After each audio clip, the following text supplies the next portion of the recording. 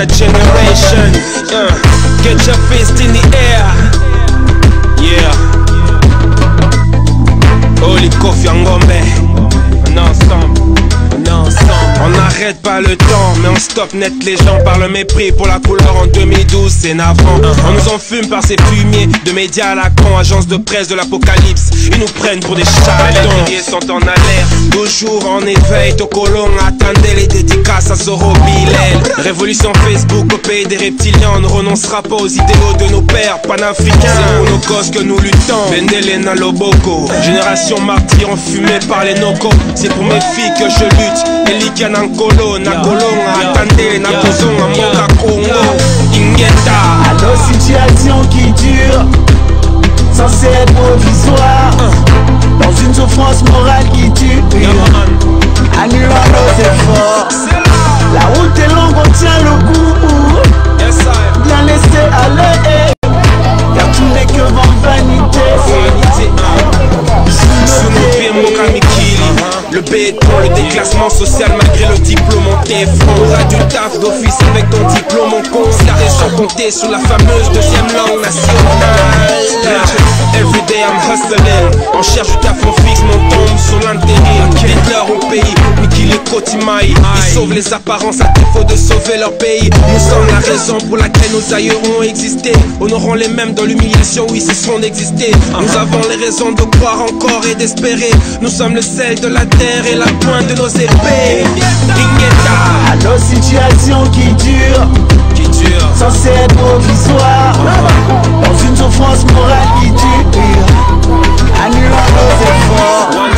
La route est longue, on tient le bout, bien laissé aller, car tout n'est que vent vanité.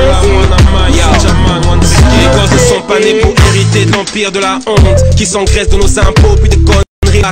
J'ai pas fait 8000 km pour finir l'arbin et entraîner avec moi dans l'échec social. Mes gamins, mon idéal est hors de portée des nazes moyens qui aiment vivre pendu au détend du pays de Tintin. Ma musique n'adoucit rien, va voir chez l'autre. On vous endort, vous aimez ça, on relaxe vos neurones.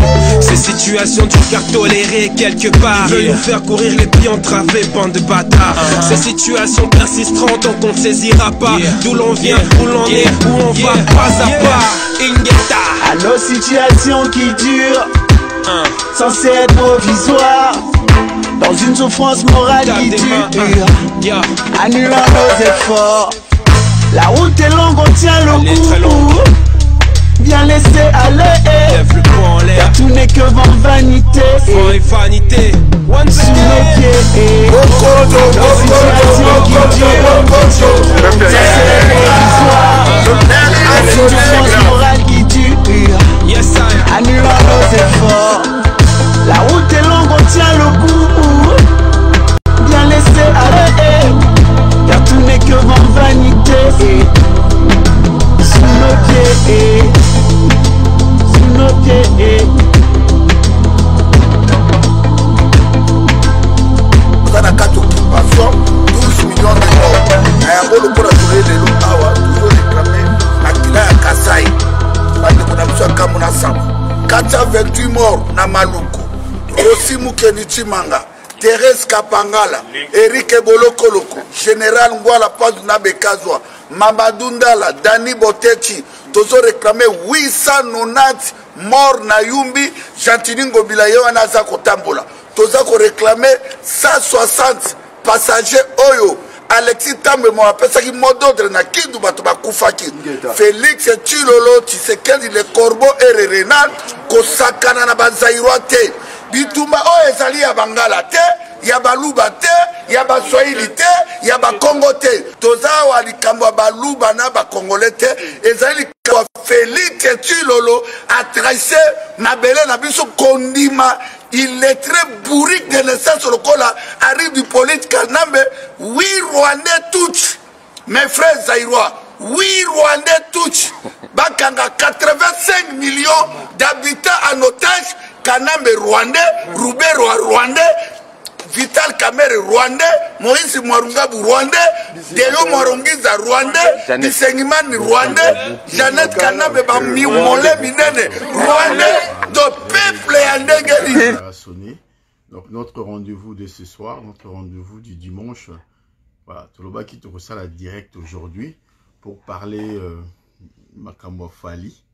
Hein, donc Bokoto, tout Mekako discutant un peu. On va essayer d'échanger un peu sur la question, sur Makambo yo. Oh, tout Monique, Bandeko Bazolingaba, mais maman n'a pas tourné en Moussousou. Tout le monde a découpé Moussousou, yo, comme quoi acquisé biso à tort, parce que tout ça a devoir patriotique na biso. Et tout le monde a découpé Moussousou, balingba memango na terrain ya jalousie. Or, tout ça, et ça même pas Makambo ya jalousie, parce que l'artiste c'est pas le seul biso lelo nous avons décidé d'empêcher à jouer. Il faut tout le Makambo. Azaso que parmi 10e artiste, oyoyo, lelo yo, bazo bêta, tout seul quand on interdire. Hein. Donc voilà. Donc là, je profite saluer mon frangin, Christian Lumande. Là, lui vraiment, c'est mon frangin Cathy.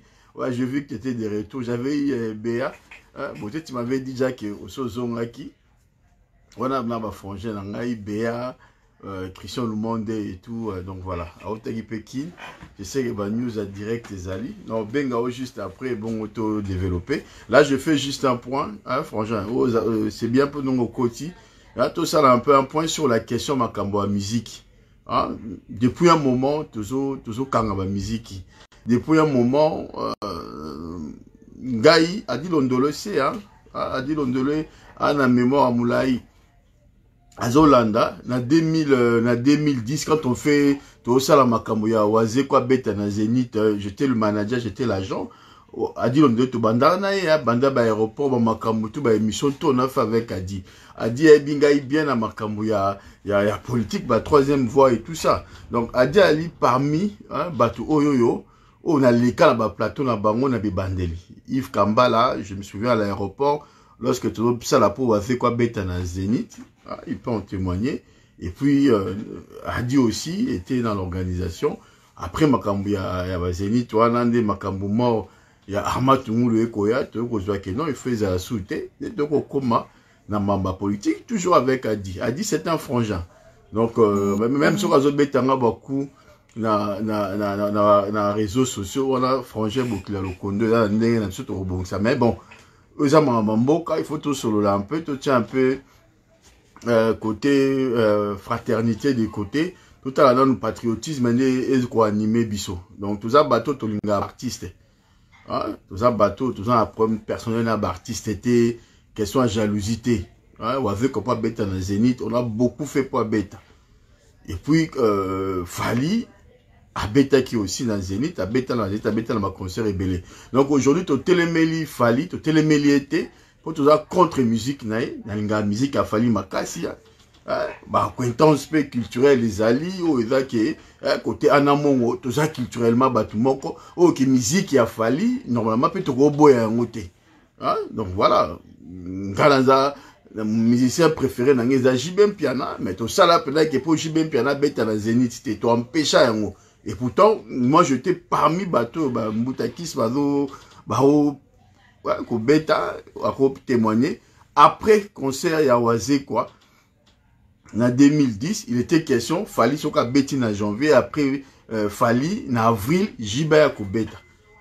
Na Meganet toujours, et c'était la cadre de la coproduction, mettre licence, va contribuer. Et on commence à travailler sur la question avec un Mboutakis, secrétaire à JB. Donc, tout ça, tu as contre l'artiste. Mais tant que devoir patriotique et Sengaki, tant que comment il fallait qu'on empêcher, parce qu'il fallait empêcher, tu vois qu'il y a une démarche, il y a quoi empêcher. Les lots, peso dans un bien à JB, dans l'album, on a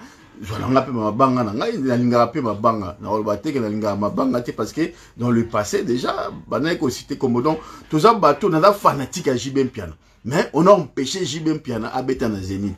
Tout ça, on a travaillé avec Mboutakis pour que JB en 2011, juste après, avec on a fallu à Betana Zénith. Donc, Beta m'a quitté, suite à ma camdenge, quand on a empêché concert, il y a fallu en janvier, je crois 2011, dans la Beta quitté, on a Beta qui, ça les a qui vite, et moi je dis à Meganet, écoute, situation politique est comme il m'a bé, tala déjà avec quoi le jour à concert ba benga biso commissaire ya police ya 19e qui alerte à la bombe. Osomona déjà qui ba signo mo ezaki mabe batu ba bimi balance katane ko continuer ya fali pareil je dis bon to tikara ye pa ko tikala ndenge megalete ko tika par rapport à une situation qui politique et maintenant il fallait mettre une rupture. Donc on n'a jamais été contre les musiciens. On a empêché juridiquement concert ya Anani ya JB. On a empêché concert ya Tchala Mwana. On a empêché concert ya Fali na Zénith. Donc Fali administrativement parlant il a au moins 3 interdictions ya ko beta concert na Katia Paris. Donc il faut imaginer qu'il y a un niveau et puis arrêter préfectoral nion surtout et qu'on a motivé par des éléments qu'on argumenté juridiquement et éléments par rapport à la réalité il y a la violence qu'on pousser la préfecture à répéter n'a pas arrêté n'a interdiction à ma concert donc eza eloko yo to sala yango pona mabete na kati ya communauté. To sala yango te pona ko empêcher muta réussir, toi réussir carrière na été ou quoi parce que depuis 2010 jusqu'à 2011 aujourd'hui, fallait un petit concert na pototé à matière en puissance. Rabande konangai, jiba betité a koufité musique et ça continuer. Ouera betité bazo continuer. Kofi a betité même ceux qui ba interdisaient qui étaient mais pour des raisons X ou Y a émergé toujours. Pour empêcher qu'il concert et héritier aussi dans le même sens soit là où il que ton copain ça va passe droite. On a dit que tous en a besoin de paix sociale dans la communauté, tous en a besoin il y a qu'on faire marcher qui sa message politique, qui sa message patriotique et pour le message les cas, il faut une rupture avec certains comportements où il y a ko chabiso na désordre où il y a ko chabiso na buzoba et raison pour laquelle bandeko babandaki tant bandeko bandeko ko kwani babandeko interdit concert ya diboso ya wera na papa et maman je n'étais pas là hein? Moi na makamba combat je suis venu en 2010 fin 2010 après concert ya Fali si vous voulez. Voilà, parce que na makamu na ngai o ezaki congolais normal à vivre en la diaspora, bien que nazalaki na ba boketu et tout, on était un peu là tout conseiller mais on s'affichait activement comme ça, qu'on a très actif comme ça, je ne l'étais pas. Et qu'au banda après, même en 2011, vous me verrez pas vraiment présent, mais j'étais dans des manifs, qu'on s'affichait en 2012 non. Et vers la fin 2012, tu as comme un engagement et comme un keto dans la vidéo pour afficher. Mais on y était sans pour autant être là.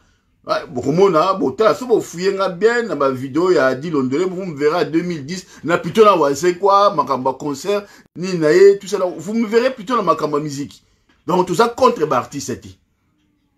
Au moins, mais dans mon contrat, il y a un musicien congolais. Et ça, le contrat à faire, nous avons une relation en bon terme, contrat n'a signé dans Zénith, n'a les cas, concert y a fallu, contrat a fallu à production dans Zénith, n'a mon engo, y a mon engo, y a donc, contrat na bango tout ba signaka, n'a yebi yango ndenge zalaka, ba contenu nango na yebi yango. Mutima ko ya yebi sangaiti. Et quand je vois notre compatriote, na publicité na yé, azoko utiliser des arguments. Alobi alinga aidé fondation Ponzi ya docteur Mukwenge ako aidé mon hôtel ya combien na montagne hein ndeko ngai tout ça calcul tout ça tout ça la peine poser tranquillement le quoi va responsable parce que quoi qu'il en soit jour où on a concert et au betamati hein? Administrativement parlant nous allons saisir la préfecture nous allons montrer que réellement et ça va risque ou il y a trouble à l'ordre public ndenge et salamaki na o ya héritier ndenge salama na ba concert déjà ya Fali ndenge salama qui n'a arrivé ya Tshisekedi et puis ndenge ko salama na concert ya Fali le 28 nous allons le signifier à la préfecture et toko kota toko mema ba élément nyo surtout et ko sala ke to empêcher concert de manière administrative mais sur le plan juridique toko lakisake aujourd'hui contexte climat les lots aux anango les lots et ça permettent pour que artistes soient en bêta la réalité politique la réalité il y a tension aux à niveau de diaspora la préfecture a bien sur ce plan là nous allons le faire nous savons le faire et nous avons des entrées pour le faire nous allons le faire to comme ça message na biso acquis des droits. Certes, voilà à quoi ils épient droit na ya ko produire, ya ko salabo, et que ça la peka nenge bango tu va posséder. Mais néanmoins, nous irons jusqu'au bout de notre démarche. Et ceux qui te souki ndenge zalaki na oya hérité, tant to monaki ke to sali ba voir nous surtout oya sengela ke zala tout to monaki ke sukaki to sengaki peuple congolais a ko résister.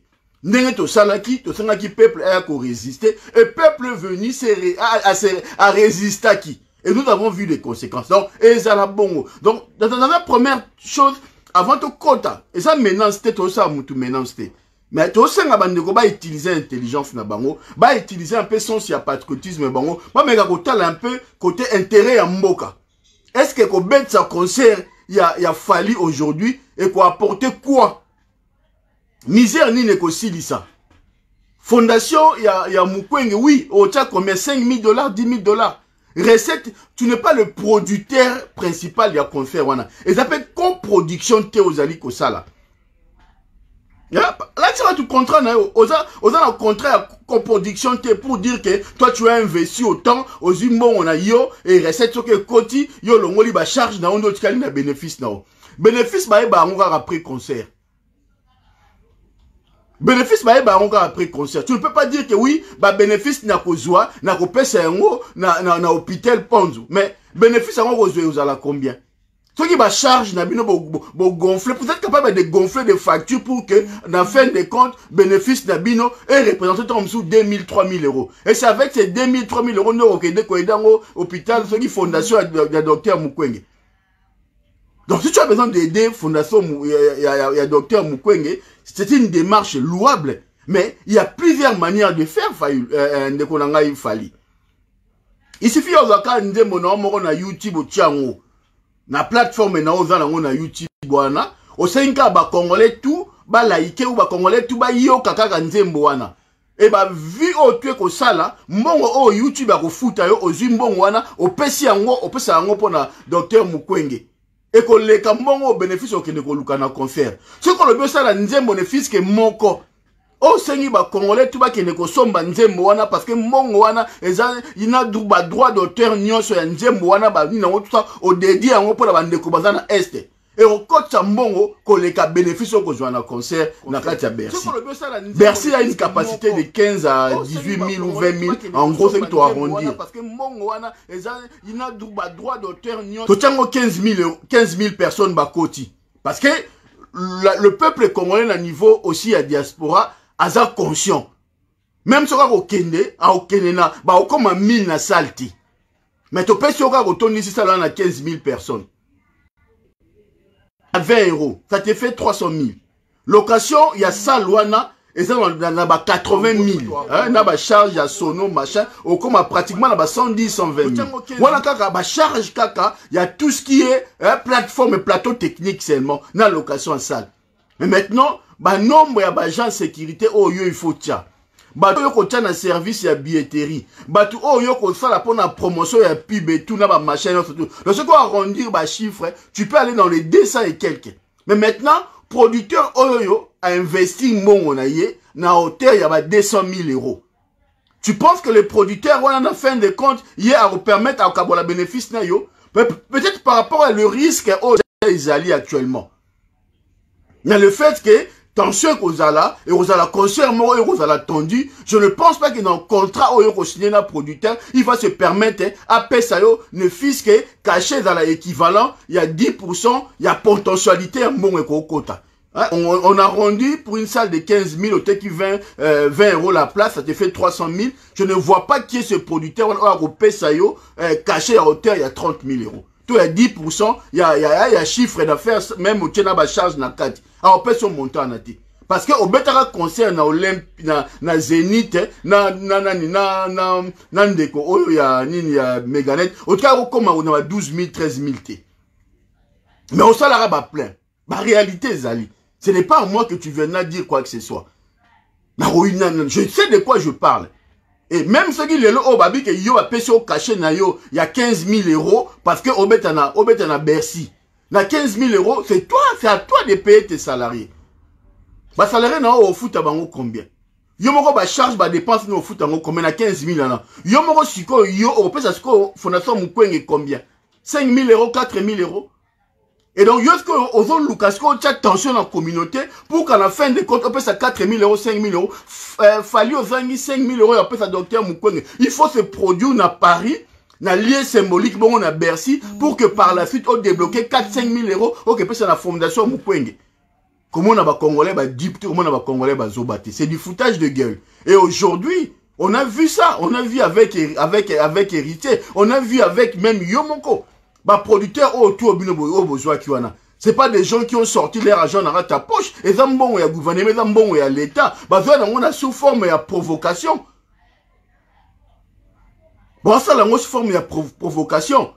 Mbongo yo kokota mbongo, mbongo ni kokota. Il y a plusieurs manières, il y a kokota mbongo immédiatement, au lieu Zélissa, le 28 février, pour que, au bêta concert, ceux qui peuvent battre baroya, ceux qui peuvent battre baroya, au yébité, pour causer la bénéfice au kokota, pour mbongo na sur le côté dans le mois de mars, ok, nous copé ça aide, na hôpital Panzou, na Beni, to na mboka ni au moment où battu, basa ko kufa lelo.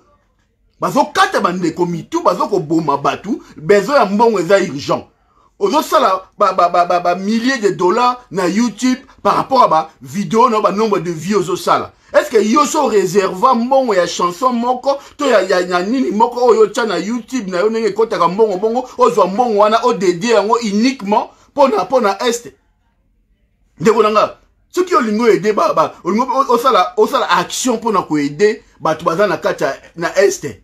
On a besoin de concerter. Au conseil la peka cagnotte te yo moko peno ye cagnotte non na ba relation oyo zana yango na cagnotte no yo sengi ba congolais. Bon, au lieu bino pesa nga 20 euros ya concert bongo. Je fais un truc en live, nzembo yango boyo ka yango yo 20 euros au boko pesa bino tubo pesa eza mbongo pona ko dédier na este. Mbongo ko kote ko ken, tu n'as pas besoin de te produire. Quand Lukaku se produit na Congo, et il y a une démarche politique qui est cachée derrière. Il y a un combat politique qui est caché derrière. Et Bisso, tout le monde a besoin qu'on défie. Et je sais avec beaucoup de compatriotes, particulièrement dans des Bélé, mais Aza Petit à Martin Fayulu, oui. Et ça, Magamba Congo. On a pas au soutien de la président élu. Mais il faut balancer maintenant les choses. Intéresse que les animes. Donc, concert les autres bêtes, parce que yo ont la finité na Fayulu, tout dans la finité na Mukwege, il faut bêta concert. Ça veut dire que bandeko oyo baza ba finité na Martin Fayulu te, to na Mukwege te bango ba bêta te. Non. Et comme il déploie deux mesures, concert et ko bêta ce qui stabilité continue na mboka. Et aujourd'hui, dans la situation actuelle, nous sommes loin, il y a dans une situation stable pour que tout permette le concert et bêta. Et là, sur ce point, en tout cas, tout ça, avec respect, avec modestie. Tout ça, dans la bande de Konabiso, tout s'affronter, tes biso sur le niveau de diaspora, pour n'alikamou, il fallait bêta concert. Fallait vivre kati. Fallait mettre sa vie au Congo. Fallait autant la Porsche, la Ferrari, avant la luxe, d'ailleurs, vivre. Et ça, il y a un il y a un envie, bravo. Avant la richesse qu'il faut. Tu vois, les gens aident les Congolais na Ben le 28 te a bêta concert mon quota a calculer bénéfice pour aider les Congolais. Non. Et ça même qu'on a respect na ba Congolais. Qu'on a respect na peuple ou a victime na est. Qu'on manque respect. Dire que bon c'est là na bêta concert mon à Paris le 28, ceux qui mon wane koti, ceux qui ba footingai, ceux qui bénéficient les qui na ko zandambu ya bénéfice. Mais bénéfice moi les à combien? Parce que ça, on est aux 15 000 T. Parce que nous avons bandi machine. Nous avons bandi machine à déstabilisation. Machine ko bande. Toko senga ba autorisation manifestation na désordre. Et ce jour-là, vous allez samedi, toko zola ba lia ba gilet jaune ba ko accompagner biso. Ce jour-là, les concerts est concert est aux ala yomo na kati aux ala vide. Si on promet ce qu'on bat une bénéfice, on est bon et qu'on contacte pourquoi? Donc je te donne un conseil, si tu as envie d'aider les compatriotes, c'est ton droit le plus élémentaire et tu dois encourager l'initiative. Zwaka kabambongo na wa personne na YouTube, zwaka kanzembo moko d'aider en pour la bandeko bazana est, au sein na ba congolais nyonso bazaïwa nyonso, on est plus de 10 millions à l'extérieur, tout son bénéfice que $1.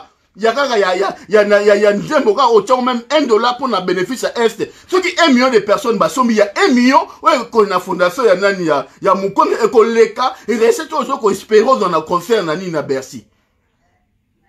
Donc pour na ko luka aide on peut se mettre ensemble pour trouver des stratégies pour que mon kota et belé et que na Est et mukwenga zoyengo sans pour autant bête à concert. Il y a des stratégies simples à mettre en œuvre.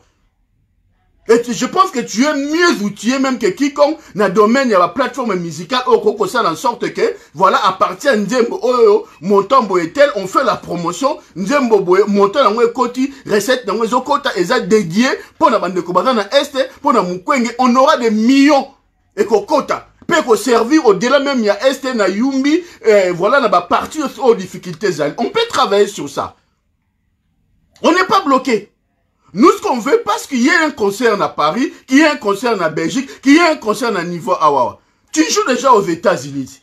On va faire un concert au Canada, aux États-Unis. Pourquoi on voit une initiative, c'est on va faire un concert au Canada, aux États-Unis, on voit Mongo et Kota, au Tindengo, na Est, parce que tu veux aider les gens.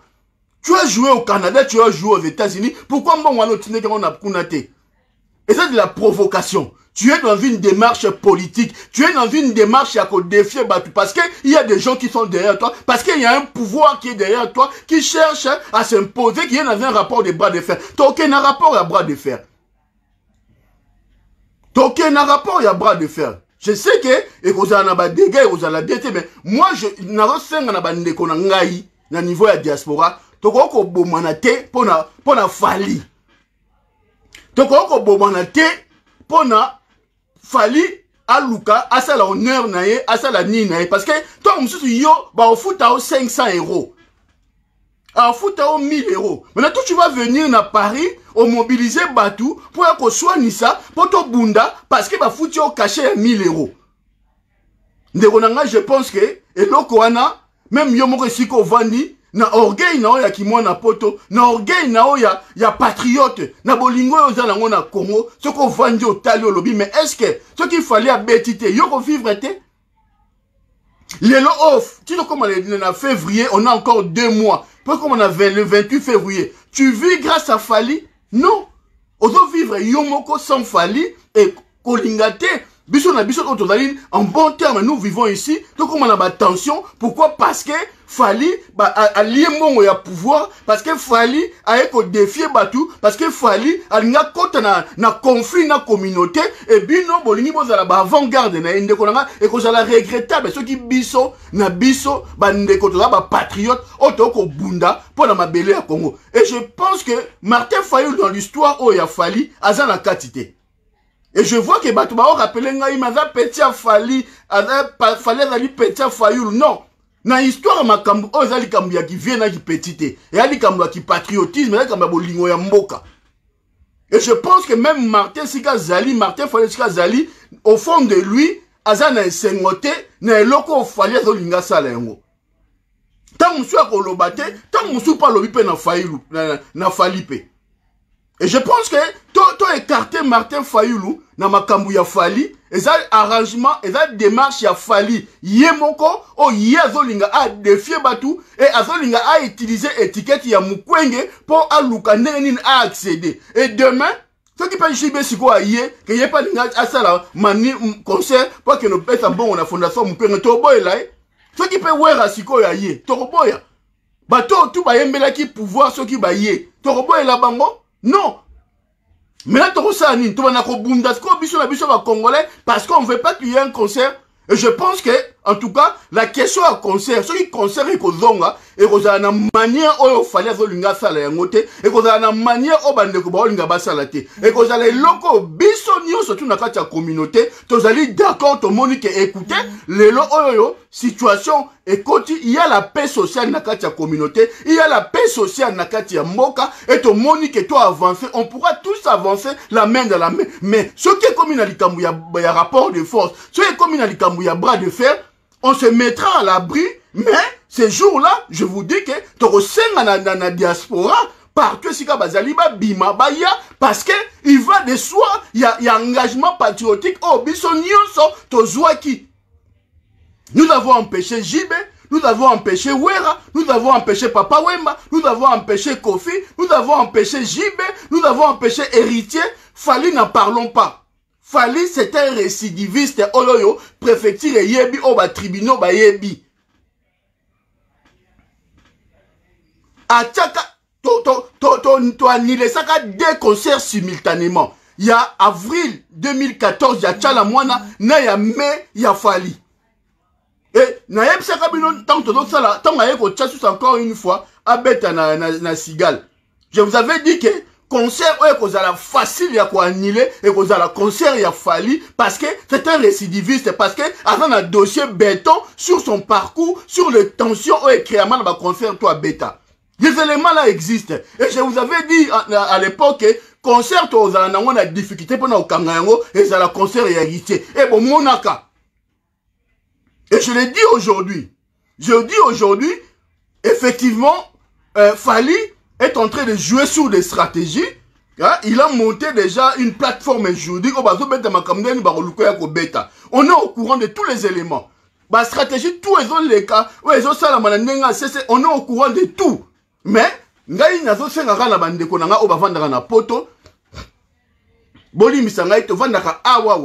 en tout cas, na sengi na bandeko nyonso bolimbisa biso ba résistant, ba activiste, ba combattant, ba patriote na démarche autre au sala pour empêcher concert ya Fali et Betama nenge to empêcher ba concert nyonso. Exception ezate. Exception ekozalate. On ira jusqu'au bout dans la démarche administrative. Ce qui te souki, te robin la diaspora a résister, n'engue diaspora a résisté qui contre Tshisekedi na Bruxelles, na Paris, n'engue diaspora a résisté qui contre le concert et héritier. Et là, c'est la diaspora qui va décider la manière dont on va agir. Mais nous allons mettre les conditions pour que la diaspora, ce jour-là, Azala et Belé en grand nombre, pour empêcher na combo ya peuple congolais concert Wane Betama. Et nous pensons qu'aujourd'hui, Fali a plus patriote que les Kabisote, que les Kabajibete, que les Kabatu Nyonso, Obatiki Maramba Obeta, musique na diaspora. A plus patriote. Toi, qui patriote. Ne mongo ya zanango, ne recette ya zanango, o azoka tous les jours. Anga c'est la concert ya le 28, t'es pas pensé qu'on ne ko aider ba daza ko kufa na beni. Anga c'est lango tout de suite. Et ce jeu là, tout ça côté to kanate. Côté likamu ya concert, je dis aza petit na biso, poto la saban batuke, marama Congo ezala makamu ya ki tribute, eza likamu ya ni aza leki na biso ana mongo. Petit na biso pena wa ya village pena obi ko na petit wala ba vie que so lo sali pena ba ramification to beti bo mona pena be bou ba alliance biologique pena tutani pena na petchang mais za makama mboka na kada makama mboka to kende direct nous défendons le président élu même ceux qui a petit à Martin Fayulu ndenge batu bazoloba to boya ya beta même ceux qui Martin Fayulu a soutenir ya beta to ko boya ya beta. Même ceux qui Mukwenge a soutenu Yabeta, Tokoboya Yabeta. Parce que décision, on a dit décision, on a dit qu'on engager communauté, et donc qu'on engager individuité, et donc qu'on engager ma personnalité.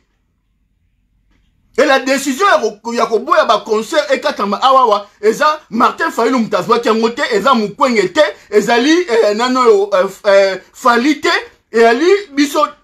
Ça a été une volonté populaire exprimé par l'ensemble de la diaspora. Et tout comme on a un rapport de force ce jour-là. Ce qui est réellement volonté, il y a concert et bête à main salami. Et tout comme on a, il y a concert, vous allez belé. Il y a empêcher concert, vous allez mouquer. Mais ce qui inverse, c'est salami. Et je dis à nos compatriotes, en tout cas, au nom de la paix sociale. Bandeko nyonso oyoyo, bazolinga ba kotsa bino na buzoba ya kosomba ba ticket pour na na concert wana bon retirer bambongo na bino na bondeli bino calmement bon retirer bambongo na bino Fali abetaka na États-Unis déjà abetaka na Canada azana besoin ko beta ati Si vous avez la recette pour soutenir Mukwenge, à Québec à concert à New York, à Québec à concert à Washington. Na février, ba billet dans la 200 €, 300 €, ba o ba lingi ba ke concert, ba ke na Canada, ba ke na États-Unis. À ke no kobeta na Kinshasa, ba o ba lingi ba ke ne kwa beta. Awawa et ali zone rouge. A ezali place bastion Bitumba ezali. Ce qui awa et quoi ça veut dire l'occupation rwandaise est vendue. Ce qui Paris, Bruxelles, Londres, Allemagne, Schengen, ça veut dire l'occupation est vannie. Aujourd'hui, ce qui ma maison bloquée, c'est parce qu'il y a encore de la résistance dans l'espace Schengen. Et nous allons veiller à ce que l'expression populaire, elle va toujours exprimer. L'expression patriotique, elle va au-dessus. Il y a un intérêt égoïste personnel. Parce que défendre les concerts, il y a fallu, et il y a qu'on a un esprit égoïste. Qu'on défende l'intérêt personnel. On a un comme beaucoup d'autres personnes autour de la communauté, comme na esprit moko, o évêque, a otala yé. A otala intérêt à cause de la parce qu'on a un match vu, à cause de devant de la scène, parce qu'on a ben, on se appelle comme malongate. Parce qu'on doit vivre sans fali. On doit vivre sans faline de Kolangay. Et là, par exemple, je peux lancer un appel directement à mon compatriote, à mon cana, à Dilondolo qui me suit, à un certain moment, tu tirer un peu, tu attends la bolingota, mouké en mot cannabiso. Dans certaines choses dans la vie, il y a un moment, tu vas noter. N'a-pas mis kitati dans le niveau. Je peux faire telle chose, mais l'autre, on n'a pas quitté. Parce que a dit, ma musique qui cala. Tu es avec tout le monde, tu es avec le pouvoir, tu es avec les artistes. Mais à un certain moment, de konangai, total la bolingo, otozana yango. Omoni, total la bolingo nazana yango.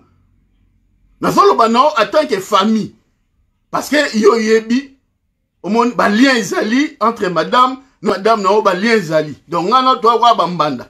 To bali na famille moko. To zana la famille moko. Mais na cas de peka ya bapire ndenge za la rappel masolo pa kati ezali. Donc tout la bolingo mboka ndeko nanga frangin. Tout la ka intérêt ka ya personnel na yote que yo koya aux devant de la scène et l'équipe après vie et continuer pas faire l'équipe. Félix Ayakiawa bosali tout boyamba Félix. Bosali oh il fallait bosala. Ba humilier bino, a humilier batu, yona ke ya zongi misère raison continuer pas ça va congolais aussi laté. Mais botiki ba dégâts awa pour tout qui va division entre biso, la haine, tension comme entre biso, tu as la suite de la bilongité. Donc on continue qu'on vive dans la tension. Et c'est la carte que Batuba ou Tarakin, Baga ko imposer biso, makambu, awa, tu comme le quoi, bana mike, tu vas reçoit na biso, non, tu vivre awa, faut tout à peine orgueil na biso bana poto. Minimum quand même entre biso avec un certain orgueil zala. Ce n'est pas fallu, tout le monde boye abandonner la musique. Qui n'a combat parcours na yo il est venu na ayepe mati allez tout va no bon landa na sima akoma ko décider akoma ko pesa baline à niveau diaspora ayepe a défier toute une communauté et les gens vont trouver normal non il faut orgueil ça tout un orgueil bana potopé tout un orgueil après ça mino comme 200 €, 300 €, les fois où tu as peut sauter pour la libanga c'est quoi, ça représente quoi? Tolinga biso tu mabanga so zu libanga te bayebi yo yo mo za da libanga et then batu musomo na bamiye barate ba mama ba da mabanga OK Lucas ko okanga mana fali po okozwa nini akopesa yo nini so il conseille beta mi ko changer nini na vie ba congolais mais t'as la dégâts ko salama parce que ce jour là il y aura une tension entre ceux qui vont être pour et ceux qui vont être contre et après on va vivre comment bande konangai to tirer les choses vers le haut. Ça ne va pas dans le Congo. Il y a la souffrance, le peuple souffre.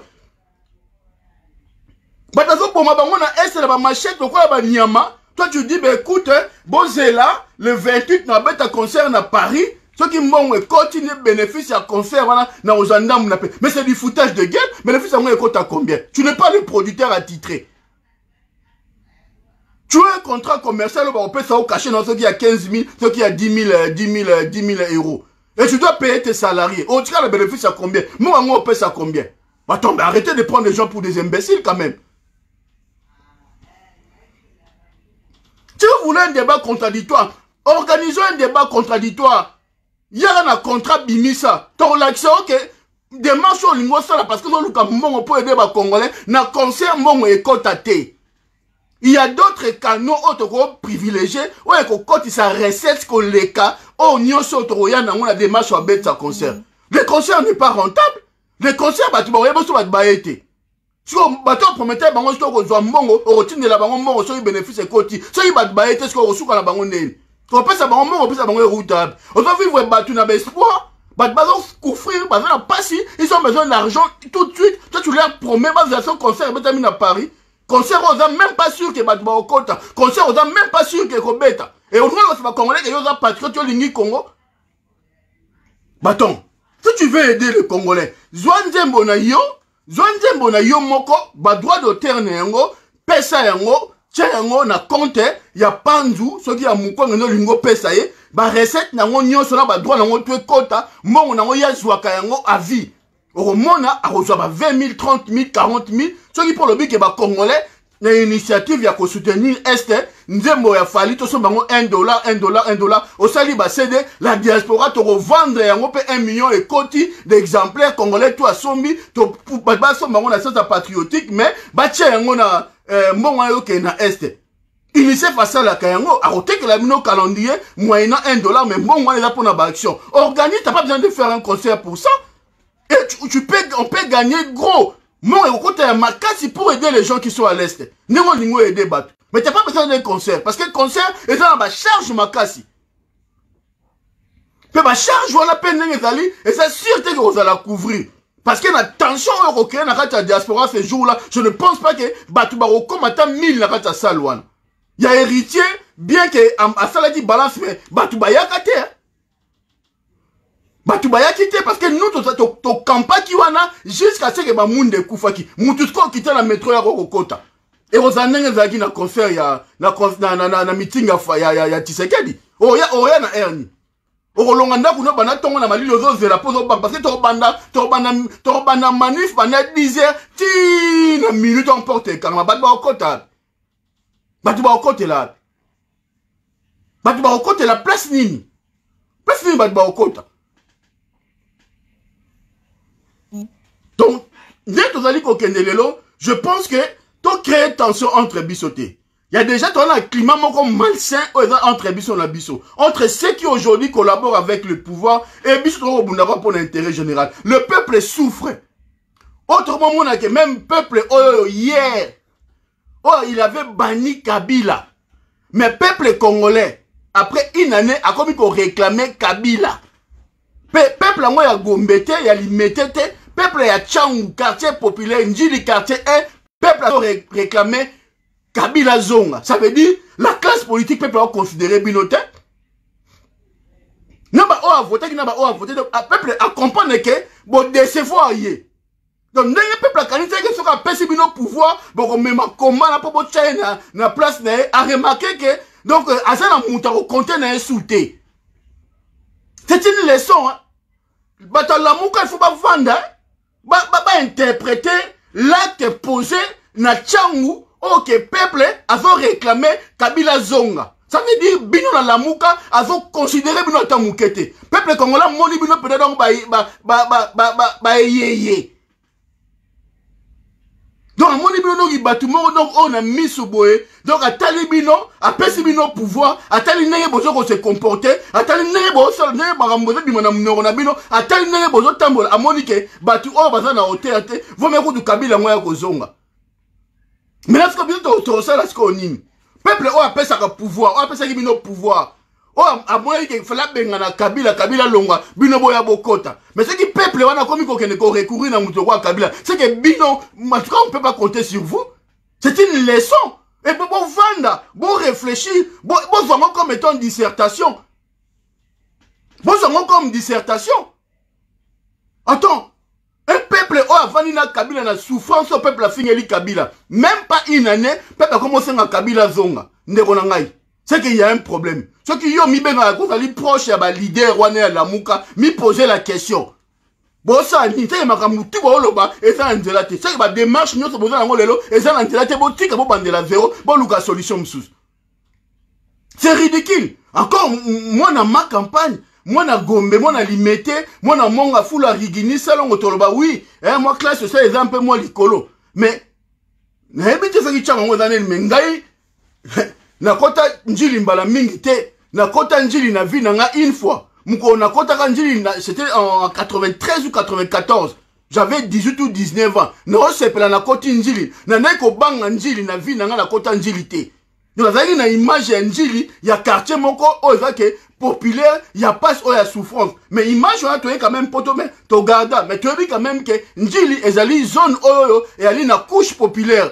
C'est là où on te met un petit peuple bazali. Mais ceux qui couche populaire, là où il y a le petit peuple, là où il y a la misère, il y a peuple, il y a Congo et Zalaka. Mais bateau, là, comme il faut réclamer, moutoua sala bango mabe azon on a pouvoir. C'est que bateau autour bazo prétendre là bazar l'autre côté. C'est que bino tout n'est aux la kata la mouka na oya cache. C'est que vous ne valez rien du tout aujourd'hui aux yeux du peuple congolais. Vous te posez la question pourquoi hier le peuple vous considérez et aujourd'hui le peuple comme il faut rejeter bino. Et là, pour la biloko boy, et ça pour la cohérence, pour la un peu l'esprit patriotique, pour la un peu intelligence, peu façon, il y a qu'on ni qu'on aider le peuple congolais qui est liboso. Et c'est le genre de comportement qu'on voit au niveau de la diaspora. Et ce sont les mêmes comportements qu'on voit au niveau de la diaspora. Le peuple congolais va promettre que mardi, le 24 décembre, na veille à Noël, aux anamaïté. L'eau est à la vie. Babi ba ko privé au maïa rumela ça veut dire yo me la maïa mboula o me la maïa salité siko yo au vana sko le 24 on a total au peuple congolais soko zali motopene ya solo ou soko zali na état d'esprit ani to éviter soko au vana nanda parce que ce qui m'ta privé au maï a privé loko nyoso ya mokili makoko privé au maïté parce que maï va la vie. Parce que au consang et l'oka kolia, au consang à moyen, mais son melima au koufaté. Mais ce qui va priver au maillot mela, ça veut dire na ba bébé au bako botama, na batu au bazan na hôpital, ba privé bango maille. Mais moukolana il faut régime, mais quoi ya? Moukolana il faut régime, mais quoi ya? Et situation est grave, na Kinshasa. Et je pense que même les leaders politiques, on va commencer à déplacement, na situation, il y a extrême urgence, bon, on commencer à déplacement Kinte. Ba privé kin, ba kati kin, mai, le 24 mai, ezana kin, te bino bobi ke bo kende, bo tiki ba bazangi mai, bo mimboka. Et je pense que, même Ngaï personnellement, ce qui s'avérait vrai, et que na tongwana, mai ba kata mai na Kinshasa, n'est to landi na top Congo, et je pense que même le président élu Martin Fayulu a annulé voyage na ye wana ngakasa na Beni, ba mobiliser peuple à bima parce que on ne peut pas laisser un peuple sans maï. Ba privé bango makamu nyonso, mais ba ko privé bango maïté parce que l'eau c'est la vie. Ba accompagner peuple wana qui ne ko benga na ba dirigeant na o ba zwa ki ba précaution te. Ya ko ça en sorte que ba produit wana zo permettre à ce que maïe va la nettoyer, maïe va la toujours na pureté, ba toi ne faut pas courir. Mais comment on appelle journal et l'écran on peut ka bongo ba oposa pe eza la muka eza banani ba ko vaquer na ba occupation ba ngo normal et tali bango te ba privé peuple congolais maï eza la ngo normal. Peuple congolais peut pas couper dans pour moi remeleza te et ça là normal. Ce qu'on bino bosse nga peuple congolais ça la réserve. A ça la réserve ngo na mbongo nini. Na ba moins nini. Et là, on voit un certain Fali comme ça dans la situation actuelle où ils ont mboka na biso, il veut défier les gens en venant jouer à Paris parce que soit disait qu'on paie ça 5 000 €, soit qui 10 000 € na fondation Mukwege. Mais qu'est-ce qu'on en a à foutre na fondation Mukwege? Moi, excusez-moi un peu le terme. Il y a combien de fondations dans le Congo où ils ont aidé à souffrir? Il y en a des milliers. Il y a une fondation Mukwege qui précise qu'on a aidé Mukwege. Mukwege a aidé à battre na Benite. Fondation Mukwege est dans Sud Kivu na Panzu. Mais bateau va koufa na ben na bouté mon na zo aider bango. Bateau va koufi na Yumbi. Na zo aider bango. Bateau va koufi na Babakamo na Sampu na Kasai na aider bango. Tu penses que yo so lobi ko no aider bango, on aider fondation Pandu ya Mukwege, à l'ébiso tike lo kebe ta concert. Yo kasi so lo biska batkete za pour na rozwa mbongo, na repesa, mais Mukwege azwa ba don, il a des dons, il a des dons partout. Mukwege azwa ba don, azana ba aide, ya ba organisation ndenge na ndenge. Azwa ba aide, azana besoin aide na ota, opesa Mukwege loni. Tu as donné quoi à Mukwege? Mukwege azana prix Nobel ya paix au ba pesa et ça va de soi na ba financement, na ba aide azo bénéficier azo ya kozwa. Azora aide na mairie à Paris, azora aide na média Malakoff, azora aide de Bela, azora na Bruxelles, na Union Européenne, azora aide de Belé. 5 000 n'a pas apporté rien du tout na fondation Mukwege. Alors arrêtez de foutre de la guerre du monde. Bon, tu consacres un esprit au peuple congolais. Tu as aider Batou. Kende urgence d'aller na Beni. Faille leur kende le 24. Urgence d'aller na Beni. Kende na Beni bimi sambongo no doit 100 000 na yo. Aider bat bazan na Beni. Aider bat bazan na Butembo. Aider bat bazan na Yumbi. Yo za mutama indombe. Yo fali yo za mutama indombe. Bande kono na Yumbi kuna bazo kufa. Bakata bango mituku ne logo zati. Osani po na maindombe kuna. Batu na mongo bazo pola bakibi Kongo bazo ville bazo souffrir bazo na pasi. Yo zo kende o bazo kipesa mbongo na fondation ya nani ya Mukwege. Qui est pas pauvre misérable oh bah okufa oh maindombe ana kuna la province no maindombe kuna na inongo edindi maid edindi eze bale kuna ba kufi ba même na ba kisse ba mbloko late na mboka na okuna c'est dindi yo fali que na de batu na mboka na oh c'est la de 28 on beta concert na Paris pour zo mboka pesa ngo Mukwege aussi longtemps que na village na ya ba koko na yo na maindombe kuna na province maindombe kuna na inongo edindi choli. Lorsqu'on reçoit de l'euro monte, et tu veux donner des gens ici pour créer la tension intime au niveau diaspora. Attends, mais il faut tout ça là. Non, mon tour du on va nous défendre, on défendre des causes à bon, mais tu vas comprendre. On ne va pas foutre de la guerre du monde. Il n'y aura pas de concert à Paris. Nous allons tout faire pour empêcher concert Nyonso. Et là, un concert, il y a falité. Dans le concert, il y a Nyok à Londres, à Bruxelles, donc on empêcher en haut. Donc nous sommes dans une démarche totale et globale. Nous sommes dans une démarche totale et globale. Et ça contre falité, musique n'est pas yo karango, nazara fan na na musique il y a pas de problème. Musique ya Kofi na yo karango, nazara fan na JB, na lingara musique ya JB écoute. Na ton normal album mais on a na zokutu na mabanga. Mais là, parmi tout concert à Jibé na vérité ebetake ayebi. Ayebi. Omoni, naza mutawaze quoi. Adi londola ayebi. Ya kati. Contrat na ya Zenith, naza parmi batu ba signer contrat na ye. Na mutu na kati. Nous na benge na ese na besoin libanga, opsala nga libanga. Na lingara pe mabanga ya te ko kantsega to lingara na lingara mabanga pa wera na zwa na lingara mabanga pa jibe na zwa na lingara mabanga pa wazeka na zwa na lingara mabanga pa fali na lingara mabanga pa fere na lingara misiki na lingara pe Kofi ya te to ba to compte mo te to lingara na kar na ngai na yoka Kofi na yoka musique ya fali na yoka musique ya batu nyoso boka ntateke batu ba lingara bango te to lingara bango. Mais nous sommes devant une obligation patriotique. Il faut tout empêcher action nous surtout qu'il y a qu'on distrait le peuple congolais jusqu'à preuve du contraire. Jusqu'à preuve du contraire.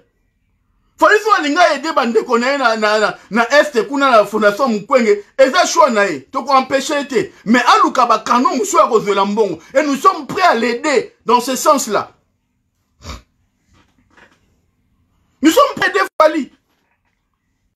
Si vous lingo lukambo poti na fondation Mukwege, ba moyens ebele.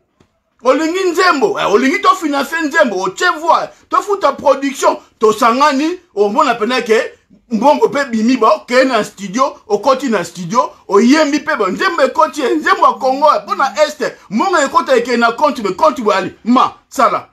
Ba fondation ebele ba Jenny bazala ba action ba nini ebele. Vas-y.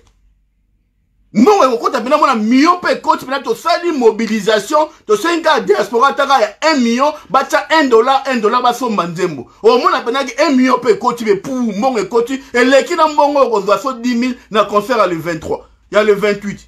Alors arrête de foutre de la guerre du monde, arrête de jouer pour de prendre des gens pour des cons. Ouais, quand on dit bah notre niveau diaspora bah tangate bah là bah zoba, ouais ça bon que bon j'ai la bénéfice à concert, ouais on est na okende ko pesa ngo na fondation bénéfice ngo ils allaient combien? Tu allais donner combien? La recette est à combien? Bah charge car il y a concert na Bercy et bah charge à concert il y a Figalité. Ba charge wana na période ya ko beta concert ya na Bercy na mois de février, na ba chauffage, na ba biloko tourna, tout ça c'est comptabilisé dans les charges. Hein? Déjà nous allons préférer. En tout cas, bon, excusez-moi pour l'appel de Zozwa. Bon, très généralement quand en temps normal on a beaucoup d'appels. Donc quand on a la émission, bon, appel les caractères. Voilà. Bon, excusez-moi, il y a un appel Benga. Donc voilà. Donc je pense que sur la question on a toi en tout cas responsable. Hein, na senya en tout cas la bande konangai, hein, en tout cas bande konangai, oh to eba ina ba on a cadre à combattre, to eba na on a cadre mususu. To bebi sa relation na bisoté, to créer tension té pour na likambo ya concert oyoyo. Au monitor zela, moment o makambo comme stable pour que ba concert et salama. Lelo o avec tout ce qui se passe à Kinshasa. Oh bozo mona ke na histoire ya Congo, bazo ko annoncer officiellement que le 24 décembre, ba o kata mai parce que ba na kisi ya ko sukola mai te. Ba zangi 5 millions. Ba pesa bango mbongo te. Même si ba pesa bango mbongo lundi, l'état ba somba produit ya mai ezalaka te.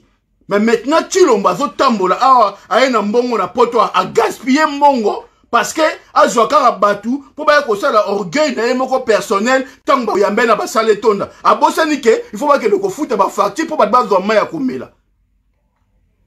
Azui 6 millions, ba décaisser 6 millions pour passer la fête na bango. Mbongo wana, mais mbongo ya ko soma ba produit à mai. Pour ba tu ba mela mai, o ezala mai moko eza propre, ezate.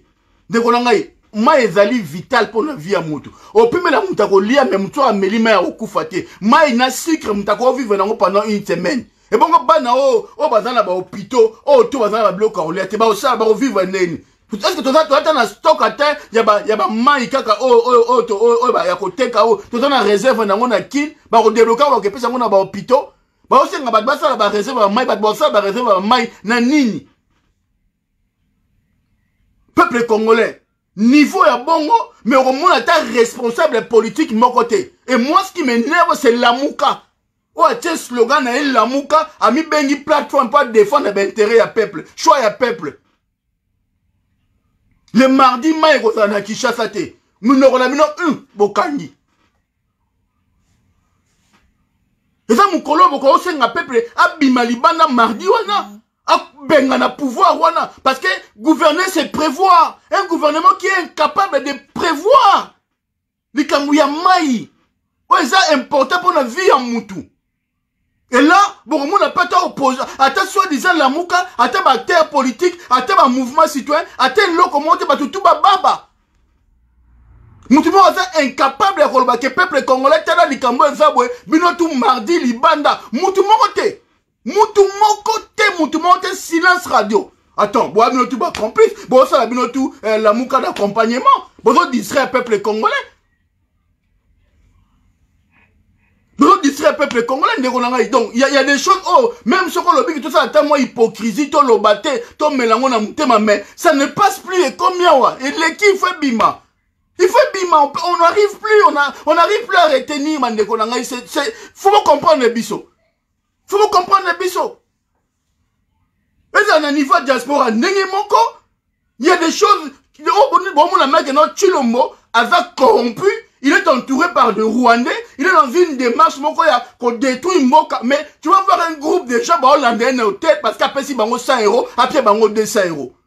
Au moins un groupe d'autres personnes balingi banda ko kanya ba bundi sa bande ko mususu parce que yé bozo ko empêcher à 100 €. Mais si on vend au tali parcours ya Batouana. Mais ils valent plus que les 100 €. Oh, Félix, ça doit ça bango. Et même Félix, à un moment, à qui mi bango à pied bangoté. Mais tu vas voir le même personne aujourd'hui, bah, comment qu'il y a une Colandasco et Fali pour Fali à bêta. Mais ce qu'on voit l'hôtel, mais Batou, par rapport à Fali, n'a pas vu na bango, Fali ne représente rien n'a pas vu na bango. Mais tu vas voir, ces gens-là vont créer des polémiques à niveau diaspora, des tensions. Au moins, Batou, bah, Bundaban Zoka, bah, Missa Namabe, pour un certain Fali.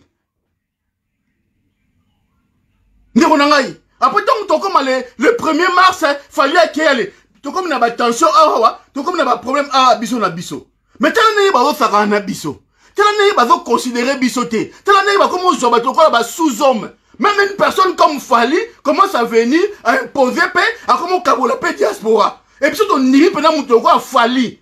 Oh, bon, mon n'a pas na quartier la terre. Bon, mon n'est pas tiré dans comment il y a n'importe où, on peut faire ba ketch, ba bilamba. Et aujourd'hui, fallait, à combien qu'on imposait ligne à Kaboula, pe Batou. Attends, mais si on a vu Nathalie, mais je me pose la question, je me dis, mais, oh, les Camerounais. Oh, les Camerounais. Oh, les Camerounais, il faut qu'on a vu Nathalie, mais je n'arrive plus à cerner, je n'arrive plus à comprendre. Mais diaspora, ba Congolais, tout comme il veut pas nini. Et là, on dit, on va laisser biso tout comme on a un niveau oyoyo. Il y a quoi accepter l'inacceptable, il y a quoi accepter n'importe quoi, il y a quoi tolérer n'importe quoi. Orgueil. Oh, tu as un ya Zahir. Tu as un bunda, tu as un Zahir. Et après, on a un orgueil, tu as un nango. Oh, mon bout, tu as biso nango. Parce que, quand on a qui Congolais, et ça, quand on a un sous-homme, tu as le droit à battre, tu as exploité biso. Tu as un Congolais avant l'indépendance. On était des sous-hommes. Oh, bah, bêche, bah, il faut exploiter biso.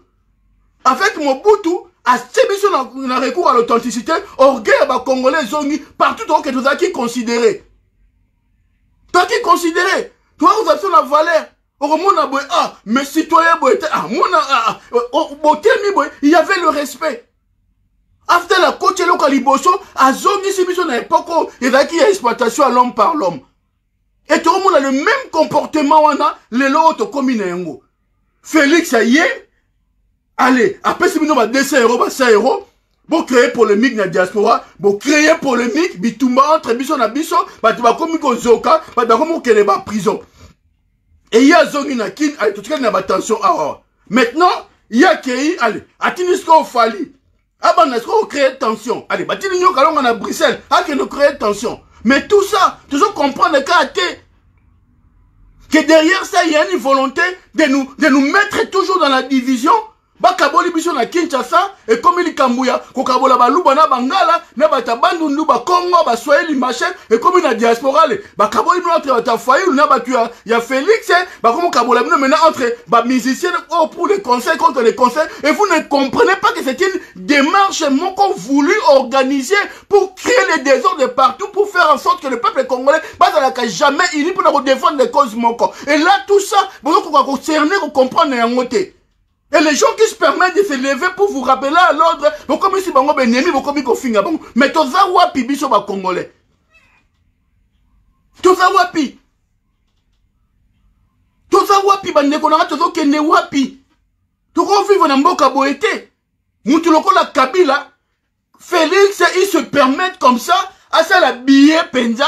Atie longi na ye, ne longi ya Kabila, baso seka ba. Là, il va, mais attends, mais, ndeko nangai, au moins, on peut pas Congolais, baso kumisango, baso sepela, baso trouvango normal. Mardi, officiellement, ma ekozalate na mboka, ndeko nangai. Ma ekozalate na Kinshasa. Et là, ba leader politique, bango tu baba, bakangi minoko.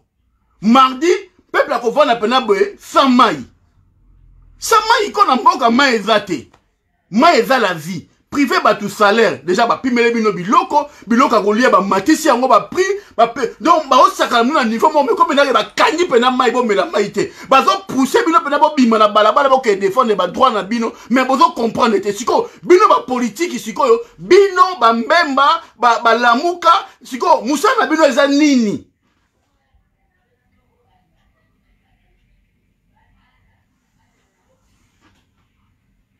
Yeah, il faut quand même l'idée à mon cas tellement bête à l'ibon qu'on a mis ça. Les lots, on fait que moni bisoto bimi. Na ba Zoro, ba Bokechu, ba Eso, ba Christian Bola, ba ya Edi Bolomo, ba Ipo, ba Isa, ba Jenny, ba Niki, to telema, pona bolingo ya Congo, parce qu'il faut bâtiment, ba Zara, toujours ba flambeau. Peuple congolais, le peuple mouton. Avec besoin de bélier bazala, avec besoin de bâtiment, besoin de guide d'opinion. Oh, bah, telemi ba bête, les confins, mais ça pour bango ba ya. Ce qui bat ba bima qui le 11 novembre, c'est parce qu'il y a un groupe de gens qui se sont levés pendant qu'on sait la manifestation et qu'on défie bango. Ce qui te voit qui initiative, c'est le qu'on a la maté. Et c'est ce qu'on attend bah leader na biso ya Congo. Et ce qu'on attend également ya président Eli. Qu'on bête à l'ikofi na mais c'est qu'on voit que ça suffit peuple to que ne libas, to que ne liboso. Et c'est là que tu as encore besoin ngwana. Mais ce qui besoin c'est la peuple congolais, peuple mouton à tellement y a beaucoup à côté les maté. Ce qui totelemeli makamba concert te concert obetama mais bokomona mukolo na bomona 10 000 personnes bakobima na balabala pourquoi biso babelier totelemi tokomo kende ba muto bakoya kola bon comprendre un peu le sens nazo ilo babongo et ça ko qualifier ba muto na babilité mais c'est juste pour nous remettre un peu dans la situation pour comprendre un peu l'état d'esprit pour comprendre nini les choses fonctionnent na kati ya communauté na biso. C'est un peu dans ce sens-là. C'est un peu dans ce sens-là. Donc, autre ça, là, autre guide d'opinion. Tu as supérieur, il y a batu morote, tu as l'icolo, il y a batu morote, mais tu comprends que il faut te mener combat, il y a justice sociale. Tu mènes combat, il y a patriotisme. Biso comme tu mènes liboso, ne batu baroya. Tu lobby que nous avons entamé des démarches administratives début janvier.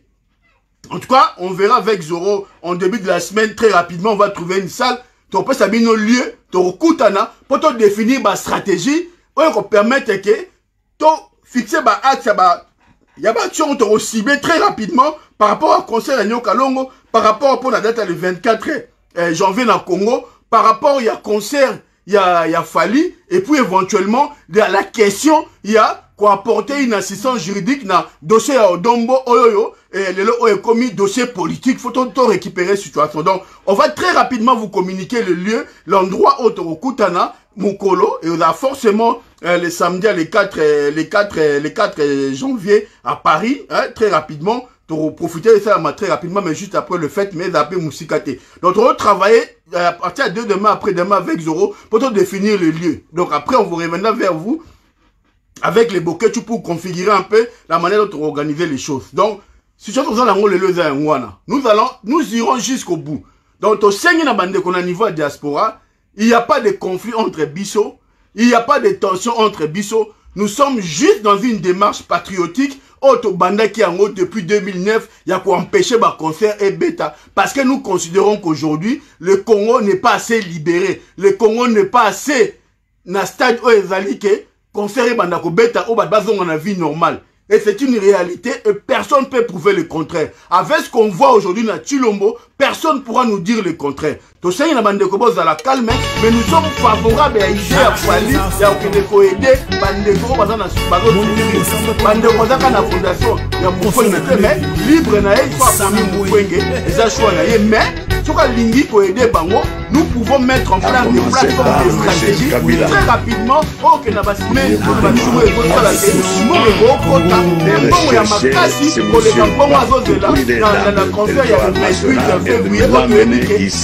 le 15 000 euros. Sachant qu'à ça, salaire au lieu de mon bon,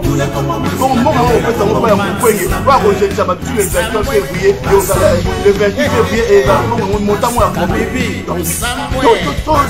responsable au sein de la bande de appel au calme. Ça la empêcher concert wana pour respecter les et pour la paix sociale.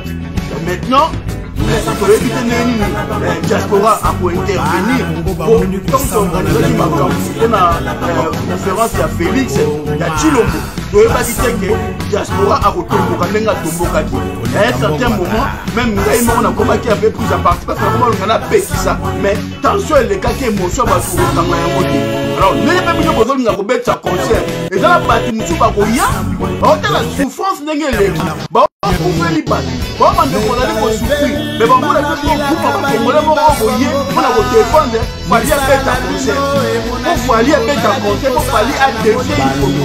Mais les jours où on a et nous ne voulons pas arriver à cette situation. Il y a un moment où on a vu la prison. En tout cas, à tant que pas dans le monde. Ils ont vu sur ma congolais, nous avons solution. C'est lui qui m'amènera Kabila ici, Ligoté, aura une récompense très importante.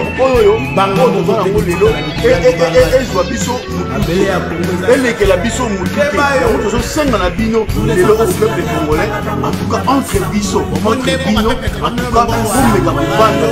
interpeller votre ami, pour interpeller votre proche Fali, qui revienne à la région. Tout cas, il y a ça l'action pour la politique. Il y a des moyens qui sont prêts à pouvoir porter. Je vous dis déjà que son chef, c'était un Rwandais. Concerté. C'est plutôt travailler sur une chanson. Oh, ils sont bons de financer en gros. Ils sont bons de mettre ça en ligne. Et que on se donne à la hauteur de $1 ou $1. Et 1 million de personnes qui vont jouer, il aura 1 million. Et le 1 million, on a tout à dire, même dans le combat, tout le monde a été servir. Parce que les gens ont besoin d'urgence maintenant. Na mboka na ye na village na ye na inongo na mai ndombe kuna mai ndombe dindi mai ndombe edindi batu bana ba pesa okete ba hôpital ezate ba besoin ba aide urgente so oke na Beni oke na Butembo oke na Kasai kuna mais oke na Équateur oke plus loin oke partout oke même na Kinshasa au monde ke ba congolais bazo souffrir. Donc qu'on fasse une démarche responsable, je pense. Tchanzembo na un jeu, tu reçois des photos que Nzembo wana et yo comme na YouTube na nenga désordre, tout ça la tane fils que CD moko o to ko teka yango na $1 et ko teka ma par 1 million de personnes, mon wana ko kota et ko financer ba action humanitaire au lingo sala. Recette ya concert ya Bercy, oh à la base tu regardes déjà ko tchamo bulukuna et ko tonda déjà te et puis recette à malonga ou zalate. Donc on ne voit pas pourquoi tu veux te lancer dans une démarche à la base, et ça c'est censé être lucratif, mais il y a lucratif. C'est plutôt dans une démarche à défi, il y a une bêta qui concerne. La recette est au quota, yoza kunate. Mais je pense qu'il faut tirer les choses, en tout cas en patriote. Hein, voilà. Donc, les Amakambouya qui pire petit à Martin Foyer Louté parce que on est tous des gens qui défendent le président élu. Et je pense que dans le président élu, tu quittes un Amakambou, il y a des termes à ma musique qui était. Et ça, business a fallu. Il est dans une démarche, il y a une notoriété personnelle, il y a yé. Alors, bon, quand on a Foyer Louté, ben maintenant, il va utiliser la fondation à Mukwenge. Ndenge a commis yango. Moi, je vu ça sur le site, il y a Bercy. Ndenge a commis yango. Ça n'engage que lui. Il y a une volonté, il y a un choix, il y a une démarche, il y a Mukwege. Mais je pense que aujourd'hui, Mukwege a plus d'aide que na aide au Fali à Pesa. Parce que à Pesa, sur la base, il y a recette, il y a bénéfice, il y a mon monnaie, Pesa est caché. Et caché, et qu'on les cas 5%. Caché, qu'on les cas 10%.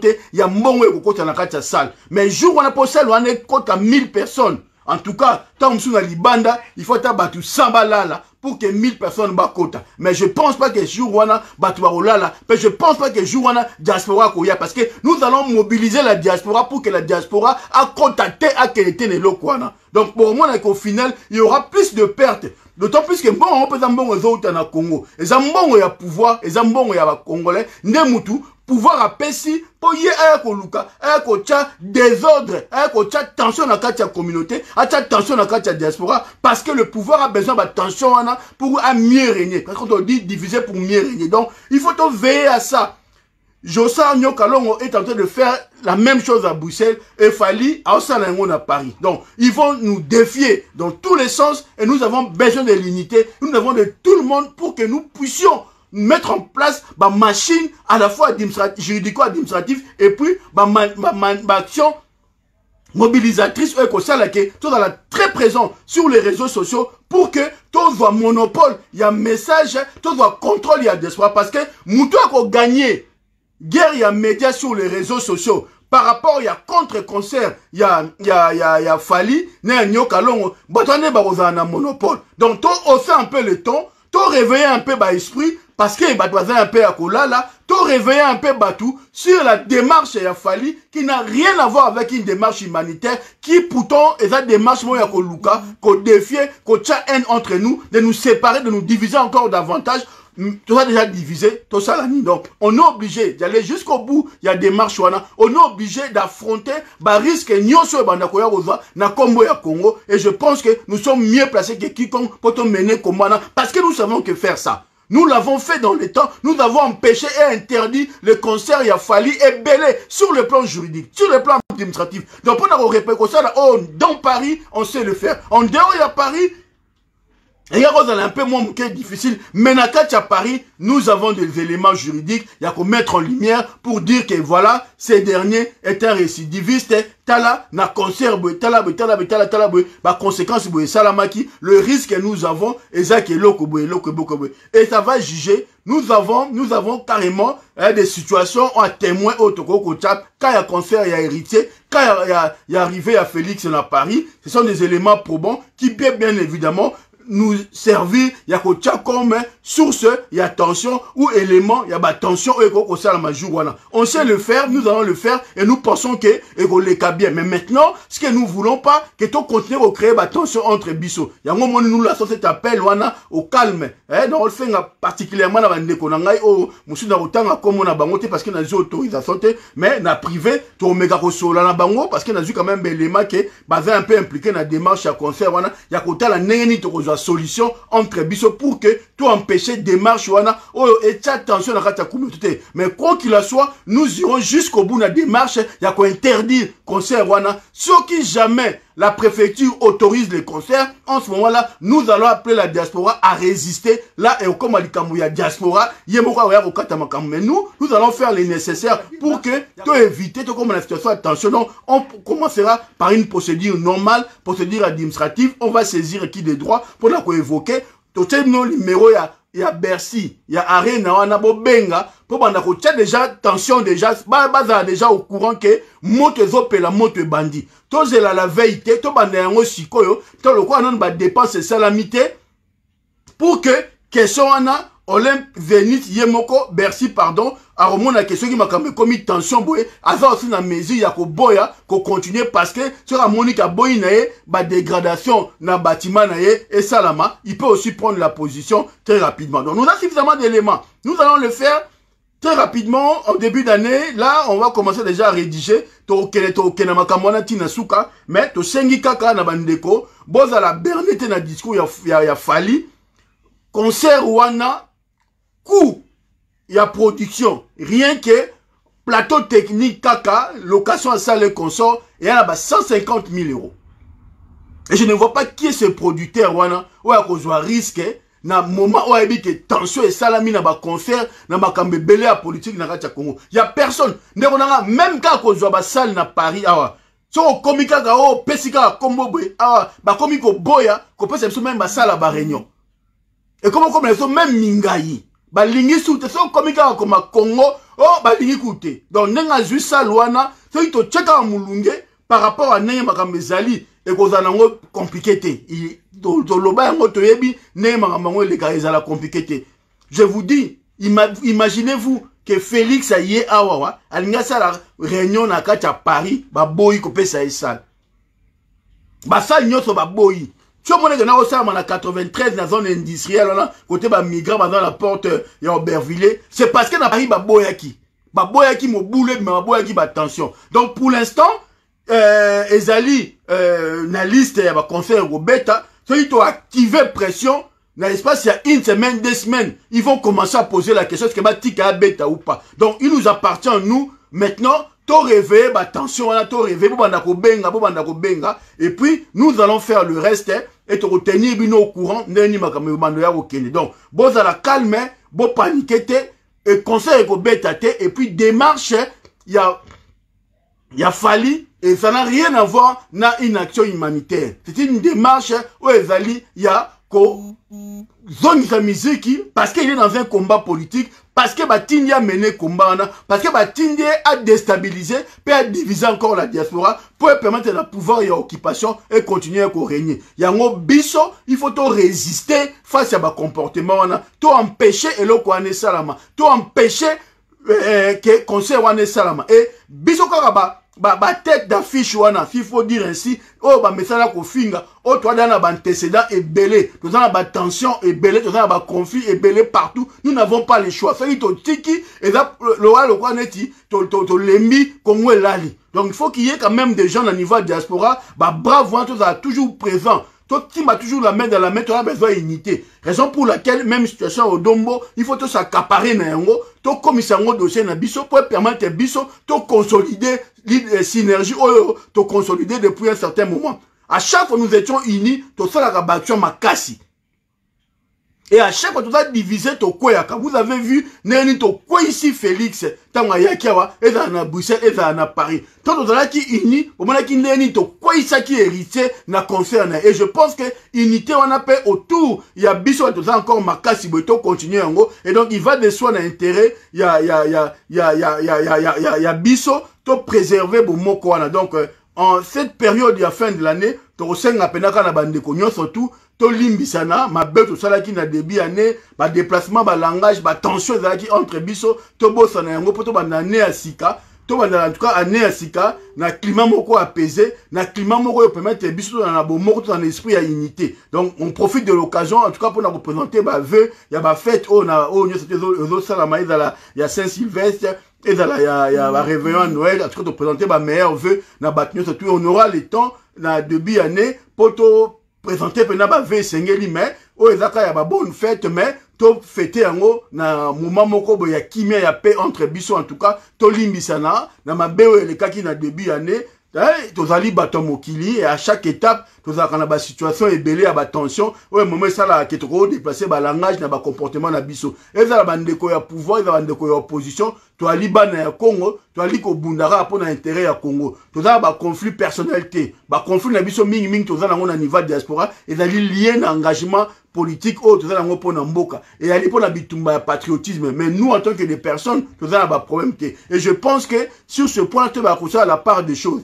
Donc ça ba combat moko za combat moko ezali loyal ou ezali politique ou ezali pour l'intérêt ya mboka mais ba combat ne ba combat physique té ba combat personnel té donc to jouango au premier degré té mais to jouango comme étant bitumba auto ko sala pona ko luka mboka na biso ki liboso. Donc na zubino pratiquement 1 heure du temps bolimbi sangane na zuta na bino ya moulaï lelo en tout cas vraiment mais merci na ba tout ba kotaki na direct oyoyo nous l'avons fait parce que nous sommes obligés de le faire, nous l'avons fait parce qu'il était temps to bana ko marteler un peu to bana ko luka ko rappeler un peu le principe o to zana ngo lelo. Donc to zana problème na falité to lingara musique ngana lingara musique na lingara vraiment musique na lingaka Fali na lingaka Jibe na lingaka Wera na lingaka Kofi na lingaka Ferre na lingaka Batunio so ba waze quoi et consort.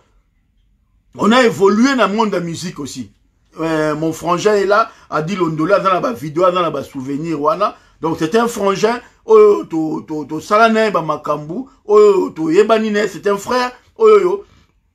En tout cas, avant la probité morale, mais a dit, en tout cas, qu'on fasse la part des choses que intérêt général, à un moment, est zalaka. À un certain moment,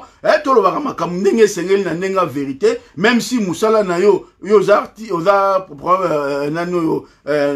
milliers, ya journalistique, en tout cas, Moussala il faut ça, mais à un certain moment, le patriotisme est très important. Na makambo mususu un moment. Donc voilà, on a tous été avec Oazé qu'on a mis la musique. OK, to linga pe to za na mis la musique. Na fanatique à JB, na ro linga pe na zo libanga JB. Et ça na linga na pe na wanga na te. Mais on le fait pas parce que to maintenant on peut pas dire à un certain moment même si to daki ko c'est plein la musique na même si au monique boy. Donc ouais pareil. Donc ba Oazé quoi, Kofi ba Ferre, to lingi bino mingi. Bon pour ça la musique no ça va bien mais il faut comprendre que tu as une tension pour l'intérêt en boka, donc permettre yo fallo betate. Pour yo le qui werato, le qui jibeto, le qui falite, ou le qui hérité, ou le qui mutute. Oza congolais comme bangotu, tant on le que musique est beta maté, musique est beta maté. Donc ce qui yo beti ça veut dire, il faut dans laquelle biso to bunditi na suka to kokito gagner biso wando beti, mais to permettre au betate. Donc voilà, on est dans des démarches logiques et des démarches normales, pour tout le monde. On a Bruxelles contre Nyoka, on a mon côté, pour le coup, il y a haine contre, il n'y a pas de haine. Donc si on a besoin d'aider les Congolais, il y a plusieurs moyens de le faire et il y a très rapidement, il y a la mort amicale le 28 février. Donc on peut faire des choses ensemble. On est là, on fréquentera bateau, on fréquentera biso, on yebi comment on reçoit biso, batuna yo, batuna biso. Voilà, donc ceux qui ont lingo benga, parce qu'on en a besoin, au solana batu, hein, au solana il n'y a pas de problème, n'importe qui au lingo benga, mais au solana au tepo yo beta concert. tosolana yo poto accompagner yo na démarche na yo toko lingi au renforcer ba aide humanitaire na yo na kati ya Congo. Comment faire organiser ba stratégie mususu o yo ko zwambongo potinde la bande ko mais ya robeta concert pa na biso et da non jusqu'à preuve du contraire. En tout cas te permettre un côté. Merci na bande ko tout balanda ingai. Donc merci, ciao, merci.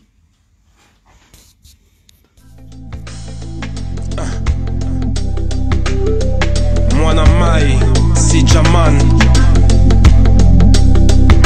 Ingeta generation, get your fist in the air. Yeah. Holy Kofi Ngombe, on est ensemble. On n'arrête pas le temps, mais on stoppe net les gens par le mépris pour la couleur en 2012, c'est navrant. On nous enfume ces fumiers, à la conférence de presse de l'apocalypse. Ils nous prennent pour des chats, ils sont en alerte. Journée veille au colon, attendez les dédicaces à Zoro Bilel. Révolution Facebook au pays des reptiliens, on ne renoncera pas aux idéaux de nos pères panafricains. C'est pour nos causes que nous luttons, Bendelena Loboko. Génération martyre enfumée par les nocos. C'est pour mes filles que je lutte. Elika Nankolo, Nakolon, attendez, Nakozon, Moka Congo, Ingeta. À nos situations qui durent, censées être provisoires, dans une souffrance morale qui tue, annulant nos efforts. La route est longue, on tient le coup. Bien laissé aller, car tout n'est que vanité. Sous nos pieds, Mokamikili. Le béton, le déclassement social malgré le diplôme en téfron. On a du taf d'office avec ton diplôme en con. C'est la raison compter sur la fameuse deuxième langue nationale. Everyday I'm hustling. On cherche du taf, on fixe, on tombe sur l'intérim. Dites-leur au pays, Mikili Kotimaï. Ils sauvent les apparences à défaut de sauver leur pays. Nous sommes la raison pour laquelle nos aïeux ont existé. Honorons les mêmes dans l'humiliation où ils cesseront d'exister. Nous avons les raisons de croire encore et d'espérer. Nous sommes le sel de la terre et la pointe de nos épées. À nos situations qui durent, censées être provisoires, dans une souffrance morale qui tue, annulant nos efforts. La route est longue, on tient le coup. Bien laissé aller, car tout n'est que vanité. Les gosses ne sont pas nés pour hériter de l'empire de la honte, qui s'engraissent de nos impôts puis des conneries nous racontent. J'ai pas fait 8000 km pour finir l'arbin et entraîner avec moi dans l'échec social. Mes gamins, mon idéal est hors de portée des nazes moyens qui aiment vivre pendu au détend du pays de Tintin. Ma musique n'adoucit rien, va voir chez l'autre. On vous endort, vous aimez ça, on relaxe vos neurones. Ces situations du car tolérées quelque part, veulent nous faire courir les pieds entravés, bande de bâtards. Ces situations persisteront tant qu'on ne saisira pas d'où l'on vient, où l'on est, où on va pas à pas. Ingeta. À nos situations qui durent, censées être provisoires, dans une souffrance morale qui tue, annulant nos efforts. La route est longue, on tient le coup. Bien laissé aller, car tout n'est que vanité. Vanité.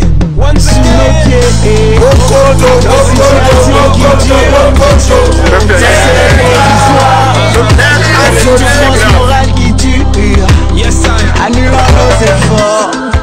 La route est longue, on tient le coup. Bien laissé aller, car tout n'est que vanité.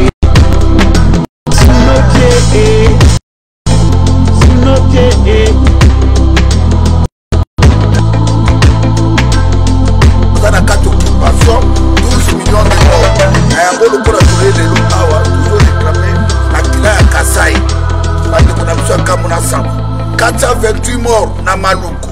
Rossi Mukeni Chimanga, Thérèse Kapangala, Eric Bolokoloko, Général Ngwala Paz Nabekazwa, Mamadou Ndala, Dani Botechi, tozo réclamé 890 morts na Yumbi, Jantiningo Bilayo Anaza Kotambola. Tozo réclamé 160 passagers Oyo. Alexis Tambe mo apesa ki mododre na kindu bato bakufaki. Félix Chilolo Tshisekedi le Corbeau et Renal kosakana na banzairwa te. Bitumba o ezali ya Bangala te, ya Baluba te, ya Baswahili te, ya bakongo te toza wa likambo ya baluba na bakongole te ezali likambo ya Félix Tshilolo atrace mabele na biso kondima les très bourriques de l'essence lokola arrive du politique Kanambe. Oui, Rwandais touch mes frères zaïrois. Oui, Rwandais touch bakanga 85 millions d'habitants en otage. Kanambe Rwandais, Rubero Rwandais, Vital Kamerhe Rwandais, Moïse Mwarungabu Rwandais, Deyo Mwarongiza Rwandais, Bisengimani Rwandais, Jeannette Kanambe Bamimole Minene Rwandais, de peuple et en